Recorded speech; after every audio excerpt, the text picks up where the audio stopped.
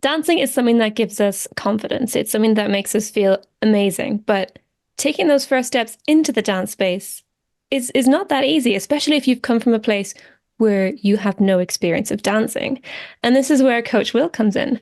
Will is a bachata teacher and coach based in Switzerland, and he helps non-dancers and beginners to take their first steps into the world of bachata. And he's fueling this with confidence, building self-esteem and personal growth as you start your journey into bachata. Welcome, Will. Hello, thank you very much for having me. Very happy to be here. Thank you as well. I'm thrilled to have you here. Will, can you start us off by telling us how did you get into dancing in a snapshot? Okay, so for me, it's been like over a decade now that I've been dancing bachata, a bit of a Cuban salsa too. Mm. And as I started, I really fell in love with it. It get me to travel around, chasing festival parties from Cuba to Thailand and all around Europe. And finally moved to Switzerland after 17 years in London and started to share my passion with people and slowly understand that teaching can get more than just learning a few steps. It Hmm. can really empower people, make them feel more confident, and and enjoying more the dance floor, the social, and meet people, and enjoying whatever I enjoy also myself as a dancer. So I'm really happy to be on the scene and be able to take people to their first step into the social dancing. Oh, that's brilliant. Because we have loads of wonderful teachers out there across the world who they have beginners programs that bring students in, and it's a wonderful gateway into building and growing. Um, but their real zone of genius is in their improver intermediate plus levels. It's Yes. fantastic to see that you're championing the beginners. Let's have them as my focus. Those are the ones that I want to see thrive and then go on and do whatever it is they do next. What Yes. inspired you to be like, I want to be the champion for beginners to bring dancers in? That's my own story, my own experience that I had when I started bachata and salsa in London. Are often been skipping some classes or skipping just going to the social because I was not sure of my level. So, I'm not dancing good enough. And when I was there, it was just standing by the bar and not being able to ask no one to dance. And the few time when you collect the courage to go and by being challenged to say, do you know how to dance? Do you dance on one or two? Like it was really frightening. And of course, with time in classes and building more confidence as I was learning the bachata, it came easier with time. But it is true that I didn't find this support with teachers. Yeah. So it's something that I learned to have for myself. Kind of, what I like to call is to the transfer of skills. I am a stuntman and a chef as a job, and I'm really confident as a stunt performer and as a chef. Hmm. And I was telling myself, why can I not be as confident when I dance? So using those feelings that I have doing something that I'm very confident on, try to bring that same feeling into the dancing. And then I realized that, yeah, it's okay, but it took time and effort. Yeah. Yeah. That's really cool. And it's amazing what you said there about well, you're so confident being a stuntman. You're very Yes. confident in your skills as a chef because you've had that time and that framework to grow in that space. And it's true, we get into dancing and people, if I tell them about dancing, they say, "Oh, I can't dance." Mm-hmm. And I kind of say, "Well, have you ever tried?" And a lot of people think, "Well, no, but I don't think I can dance." No. And it's that lack of confidence, lack of desire to step into the unknown that it Mm-hmm. is scary. And the way you're doing it is not just come and learn bachata. Could you tell us a bit more about how you would introduce what you do to a non-dancer? Okay. So the first thing is I have my assessment level Hmm. towards musicality, movement in kind of general, focus on the bachata. So it really helped me already know if the person on himself, how he feel about herself, what dancing will make in her life. Is he just going to be a hobby or is going to help me meeting new people, to be more confident, to know what is beyond learning bachata? This is my primary objective to know. The reason why. Yes, Aha. finding the why. And when we establish the why, we build on using the bachata because there's so many place where you can learn. You got focus on the steps, on the body movement, the musicality, or the partner work. So there's very different aspect that we can focus on to bring up this personality. And but knowing the why and why is important to learn and grow as a bachata dancer or just to step into the dancing is the most important thing because this is what we're going to build the commitment and the consistency with the work. If we don't have why are we doing something in the first place? Mm, So that's it's really to have this, the bachata as a tool to empower ourselves for to be self-confidence, to have a build a self-esteem and getting out step by step out of the comfort zone. that's beautiful. So it's not just learn some moves, Yeah. it's grow as a person. Yes, exactly. And it's as I grow, as my students grow, it make me grow too because you always learn from everybody. Like I said, dancing with a beginner or someone that just learn is a learning experience because sometimes you realize that you build a different type of connection with any person we dance, Mm. and maybe the wrong step is the right step into a new growth. Oh, I didn't realize that I could do that step like that too. It's not what I intend to, but it kind of gives me an idea for something new to learn. So there's nothing really wrong. And can you really specify something that is right or wrong when we dancing and create? Yeah. So for me, yeah, everything is good to take and personalize and work with it, and yeah, having a really good time dancing. Yeah, that's so true. When a mistake happens in dancing, it's a mistake in that it wasn't intended, but as soon as it's happened, it's what's happened, and it can be the start of the next step or whatever it is. It kind Yes, of it plays off the energy of the partner. You're both there to have fun. If your why is to have fun and engage and connect with each other, then the mistakes don't matter. They just serve as inspiration, as you said. yes, exactly. And as I build my confidence as a leader, I was like really like, how can I lead better to make my partner understand my communication better as a dancer? So it wasn't never that I feel that no, she didn't do it right. So I just may not have communicate this well enough. So maybe there is a way for me to move in a different way because I realize that not everything work with the same partner depending of their level. You Yeah. get it's this is where it is a teamwork. Yes. Yeah, You it cannot is just do it teamwork. by yourself. You cannot do it by yourself because you're a leader. And this is what I was telling to one of my students is leader doesn't mean that you're the leader, you're the chef. It means that you lead the course of the dance, but it's a teamwork. And as a follower, your work is to facilitate that lead and to keep the connection and you both working towards the same goal of getting lead by the music. The music guide the dance and Yes. we dance through it. So for that, yeah, for me, it was really important and is always a way to improve this and implement with different partners as a leader or follower. It's Mm. really it can be a really wonderful things to do when we take out the stereotype. I know sometimes leader, follower, lady style, guy style is styling Yeah. and it's a Yeah. dance. It cannot happen without the others. So if it's partner work, it's together. Yes. 100%. It is teamwork. And Mhm. as soon as you lose that idea of teamwork, why are you dancing with someone else? Might as well dance on your own if it's not going to be a collaboration.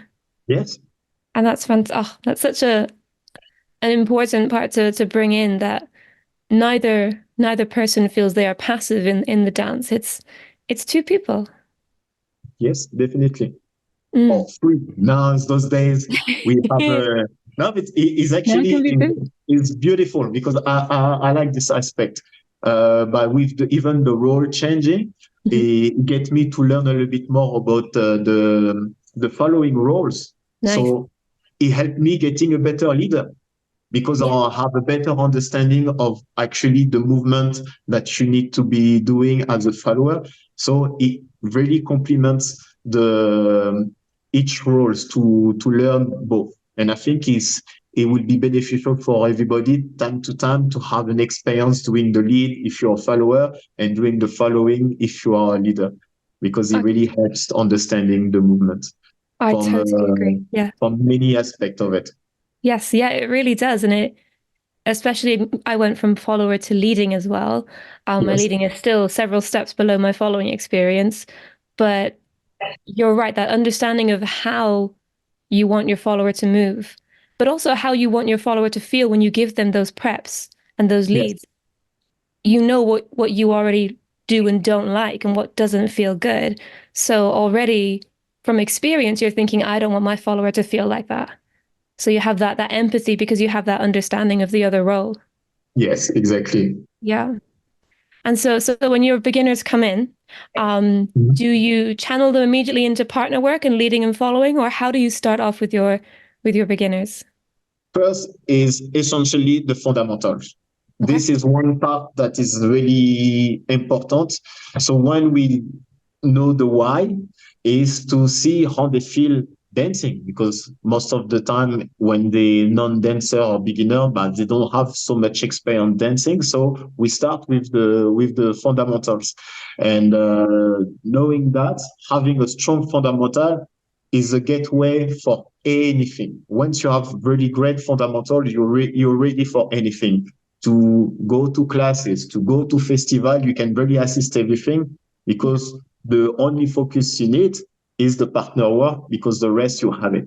So we start with steps, knowing how to move steps, the body movement, combination with body and arms, and musicalities, because those four aspects is sometimes a little bit overlooked on the regular classes Mm, because most of the time we have 1 hour and we have this nice combination that we want to learn, but we need to learn the steps, how the body movement works, the musicality, the connection with the partner. As we learn this move in 1 hour, is a little bit overwhelmed when you just started. And yes. it's what I call when you're a beginner, your first class, your 1 hour classes is called confusion because Mhm. you're not so sure of what happened, but it happened, and you let with a lot of confusion. So learning, be able to learn to have this connection within yourself Mhm. and with the music is really the gateway to get your partner ready. So this is the first step of Yeah. my program that I do is to get the non-dancer or beginner partner ready. And then once it's partner ready, everything starts. In which direction you will know what type of dancing you prefer. If I'm more a bachata traditional, urban, or more sensual, because you will be able to recognize the different thing. Yeah. I do remember for myself, I was dancing salsa for years, but I didn't know which salsa I was dancing.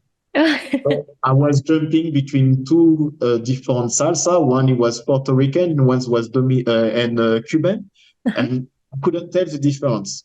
It was just that it's weird. Sometimes we do this, and sometimes we do that, and I was trying my best. So having this part of understanding what dance type I'm dancing before even getting into a partner work Mm, is a good way to start because you know which is more you you recognize with the music because it's important. Meaning like when I see sometimes sensual dance on the Dominican style, why not? But is it really feel like it? You know, the nice whole body wave when the rhythm is kind of make you want to step around is a little bit difficult for me to see sometimes. But it's something that you can learn from the beginning. And when you know already that, you naturally range your step. You have your set of footwork, your step of sensuality move, and that you know when to use it and where with which music. It's Yeah. always come back to musicality in a sense. Mm. Yeah, yeah, you often see or you dance with people who are leading something more sensual in a Dominican Yeah. passage, and it's you get that feeling of okay, we've learned the moves, and the moves are accurate moves, great, but we're not dancing to the music. Yes. Yeah, yeah, and Yeah. that's very true because we start often with partner work quite early on, um, and then footwork is something or body movement is something that people engage with once they reach improver plus kind of level. But Mhm. you're right, that doesn't make as much sense. We should be able to dance with ourselves first and connect with our own bodies before we Mhm. can connect with someone else. That makes logical sense to me. That's what we do in life. Yeah. I mean, we that's how we learn, see how our body, even as a kids, we discover our different part of how our body work, and then it start with others. But Yeah. it's true. We start off a lot focusing on partner work because salsa, bachata, kizomba is a partner dance. Yeah. So what is logic in your head is to go through the partner work, but there's so much that you learn by doing it by yourself first. Mm. And you do what you don't want to do is that once you get this level, like you say, intermediate plus, you come back. That's where you want to You work go on your back. on your styling because you realize that you reach the ceiling and you're missing something. That Yeah. the leading that I myself from improver going to intermediate, I was feeling something was not right. That I was doing going through the motion, but I didn't have really a feel that I was really leading. It was Mm. something missing. So I came back to beginner classes and to learn how to really lead. And many people tell me, "What are you doing? You're dancing very well." I say, "Thank you," but I'm learning to lead because sometimes of in class everybody know the combination, so we all going through the motion with the combination without taking the time to really lead it or Yes. to let ourselves lead. For sometimes the follower just do the movement by themselves. So I really came back to really learn how to lead. And then after just a few weeks, I was starting to see the difference. Mm. And all of this could have been avoided by learning also from myself doing those movements. Now, today, what I'm doing often is shadow dancing. Okay. Yeah. So shadow dancing is like I brought this from martial arts. When we do martial art, we do shadow martial art or shadow boxing. So we have our opponent or partner in front of us, and we can see all the movement going through. So we're moving But as not we were touching. really yes. But dancing, you can really do that really well. So I prep my classes and my combination prior meeting my dance partner. So before she arrived, I really did all the move from the leader. So now also I prep them from the follower. So I Hmm. have both perspective. And when she arrived, we write onto the movement and it fit. And when I have my hold, she fit right into my arms because the what my imagination of her is realistic. Yes. So it's proper hand hold, body movement, everything is really more and more and more accurate. And every time I come back to do partner work with my partner or with others, is really give me miles of more experience. It's really the feeling I can see and feel a partner when I dance by myself. And this is what I try to get into the beginner feeling because something to have like this is not much thought and it's something you can always do. then you don't have any excuse to not having a partner. That's true. Yeah, we often have that excuse if I have no partner to Yes. practice with. Yeah, yeah, very much so. Because it's if the aim is just to dance, then I can see people want to rush into the partner work and they want to connect with people because that's what dancing is for a lot of us, connecting with other people. Well, Mhm. everyone, I hope. But if the introduction into it is through self-esteem, confidence, understanding yourself, wanting to grow, Mhm. then that gives space for exactly what you've set up with getting some individual work done and understanding how your body moves because none of our bodies are going to move beautifully when we first start doing something new.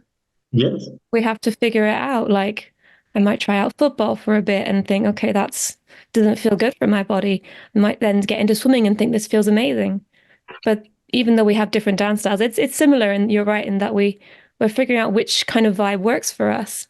Yes. And it's that patience to go, I'm gonna get there, but I'm going to do it in a different way, not the typical progress as fast as I can. Because you're right, you get No, to a higher level and you kind of think, oh, I need to go back to basics now. exactly. Yeah, because I've done that as well with I get through my improvers, I've got to intermediate-ish, and I think my footwork's terrible. Let me go back again and start again. And it's Mm. that building that confidence for me again. I was like, I'll go back and figure it out how I like to move. It is. And that's how you build. It's like this is where I was saying earlier is the transfers of skills. There's things that we learn in life, and sometimes those skills and can be transferred. And when I think about martial arts, so you learn a lot of technique of self-defense that help you protect yourself or attacking, but you don't use the 100 of them that you learn. You will use maybe just 15 of them that you feel comfortable and that it kind of instinct. When you learn a range of steps, movements, it's the same. It's what make you feel more natural and comfortable that come out. Mm. And when you're learning this within yourself in a safe space, it's much easier than figuring it out as you dance with a partner because there's a lot of information going on. And sometimes you're not even sure if is it me who doing wrong or is it him. Knowing your body is very important. And some people doesn't really know. It's not very easy sometimes to come out and in a group classes to say, that's I don't feel confident with my body. Yeah. So those space that are offered, like we have a lot of one-on-one call, so which is part of all the kind of question that you can have. There, but the myth sometimes that there is in social, all the question, or if it's a couple, that's what is good or not to do when we are in a relationship. All kind of question that I had the myself experience over the decade I've been dancing that I can respond and talk about. Sometimes they just need just to be heard, Yes. a safe space where we can actually talk about those things. And I understand in class it's just a short amount because otherwise we wouldn't have a class. We would have like a meeting room and but it's true that it's nice to have a space to be able to talk about all these questions, and it helps getting on parallel and to take out all the doubts and to really go through a change, a transformation, Mm. because this is what it is. As you understand more how your body works, you feel more confident. One of my students tell me one time she's older than me, and she said that I feel young again, like I found my 20s again. I was like, wow. And this is how I understand that yes, I'm teaching right now more than a combination. She found like her old self when she was younger and dancing, because like a week ago she was feeling that bachata, I'm too old for it. She, Mm. not quite, not quite.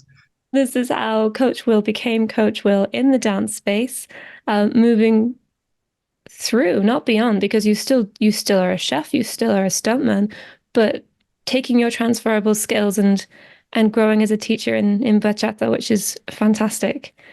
Thank you for sharing your methodology with us because it's beautiful.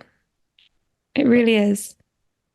Yeah, thank you. And thanks. I want to take also time to thanks to all the students that I have so far because they inspire me of focusing more on that aspect of teaching and coaching. And the first step can be really difficult. And I encourage everybody who have a teacher to don't be afraid to ask questions the why and how, and don't be afraid to connect with yourself. Sometimes it could be more scary to connect with yourself than connect with others. A lot of time, the answer that we're looking for, we're having already all along, is to just being outside of our comfort zone and be able to connect and communicate with yourself. And you will find the right answer and find out that what you were looking for is already there. And you're always limiting yourself, as you say. If you think that you cannot, there's no any other reason for you to be able to do it. But the moment you think that you can, there's all beautiful reason for you to be able to do what you set yourself to do. Thank you for listening to the Empowered Dancers podcast. If there's an aspect of the dancing you would like to hear about, or a particular teacher you would like to hear from, drop me a message and I will try to make it happen. Make sure you subscribe to get every episode as it comes out. Thank you so much for the comments and questions you are already sharing. I really, really appreciate it, and I look forward to serving you in next week's episode.